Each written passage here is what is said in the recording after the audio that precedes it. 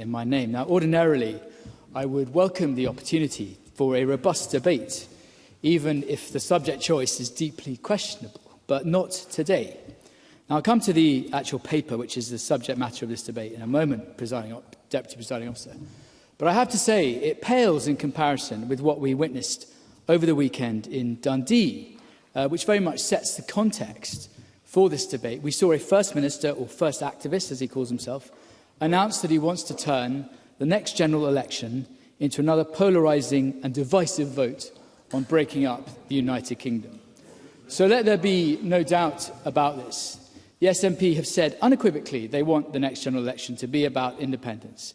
Page 1, line 1 in their phrasing. The SNP will treat a victory, whatever that may be, and it is, of course, a word they struggled to define at the weekend, they will treat a victory as a mandate for independence. Page 1, line 1. Every vote for the SNP in that election will be taken as a vote for separation. I wonder if Mr Cameron would recognise that we are perfectly entitled as a party, just as he is in his party, to lay out what our manifesto should say, and then we put it to the people, just as they will put their manifesto to the people, and in them we trust, and they will decide. Yep. Donald Cameron. I don't deny that for a second, but the point I make is that you have said, that Jamie Hepburn has said, every vote for the SNP in that election will be taken as a vote for separation, just as every vote for the Scottish Conservatives will be taken as a vote to remain in the United Kingdom. That's why what was announced in Dundee is so serious. Can you resume your seat a second, Mr Cameron? I detect this is a debate where emotions are going to run high, but I would encourage you, please, to listen to whoever has the right to speak, to listen to that respectfully. If you want to make an intervention, get to your feet and ask for an intervention. Donald Cameron, I can give you the time back. Thank you, Deputy President. I will try and remain good-humoured throughout this. But the SNP have effectively come up with a turbocharged version of Nicola Sturgeon's de facto referendum, except this time it seems the SNP has set the bar even lower by saying they don't need to win a majority of votes or even a majority of seats. They say they just need to win more seats than any other party. It's a nonsense, Deputy Presiding Officer. The SNP know that a majority of people in Scotland don't want another referendum in the next few years, and that's why they've come up with this desperate, barrel-scraping strategy which plays to a narrow audience of nationalists and ignores the wishes of a majority of Scots. And people across Scotland will have witnessed... yes, I will. Yeah. Cabinet Secretary. Just for the record, I think it would be really helpful to understand what the position of the Conservative Party is on Scotland being able to determine its future. What do voters in Scotland have to do to be able to have a referendum about their future? Donald Cameron.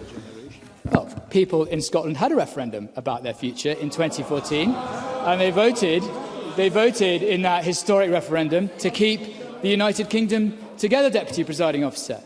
And people across Scotland this last weekend will have witnessed the events in Dundee and will be horrified that the SNP is trying to make the future of the Union the one and only issue at the general election expected next year.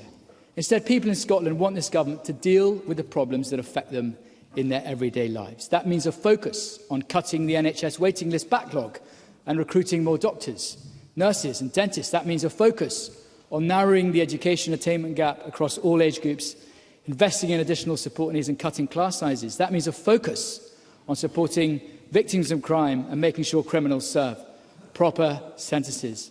But no, none of these things are important to this government. They are not its top priorities, and that is a tragedy, but it is also a scandal. Let me turn to the paper, and in so doing, I do note the sincere pledge given by the Minister for Independence to the National's Holyrood Weekly podcast, something that I listen to with great interest most weeks, on the 12th of May. And he said that given government is accountable and responsible to Parliament, and that's a responsibility I take seriously, it's incumbent on me to recognise we should say to Parliament what the next subject material of the forthcoming prospectus papers will be. Well, evidently his words were lost on the First Minister, because the paper was, of course, announced with great fanfare at a press conference last week, debated in Dundee, and with just a GIQ to let MSPs know it had been published. No, I'm going to carry on. Now, I love talking about the law, I love talking about history, I love talking about the Constitution, but I'm not going to take the bait today. Tempted as I am to point out that the devolution settlement already enshrines the European Convention on Human Rights. Acts of this Parliament, acts of Scottish ministers must, of course, comply with that convention. Because this is a paper, Deputy Presiding Officer, which argues a hypothetical of a hypothetical. It concerns an issue that is entirely academic. It is a paper that prioritises a referendum on the monarchy and the weakening of Scotland's defences. Now, how depressing is it that after 16 years of SNP rule, that is all they have to offer Scotland? We have long known, that this government has run out of ideas and ambition, and today's debate is further proof of that. There is one point in the paper that I will cover as a Highlands and Islands MSP, because I take a keen interest in how this government might prioritise the region I represent. But this paper does none of that. Its proposals for island communities are glib and vague.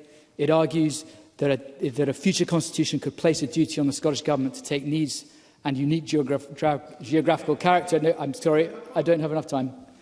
It says that a future constitution could place a duty on the Scottish Government to take needs and unique geographical character of island communities into consideration when it considers its function. That's precisely what the Islands Act passed last session was meant to do. Island proofing was the phrase. But rather like island proofing, this is likely to be no more than warm words. What about a right to a ferry? What about actually providing a ferry? So to conclude, Deputy Presiding Officer, I have to say there was a moment a few months ago that I thought maybe, just maybe, a hint of realism was occurring within the SNP.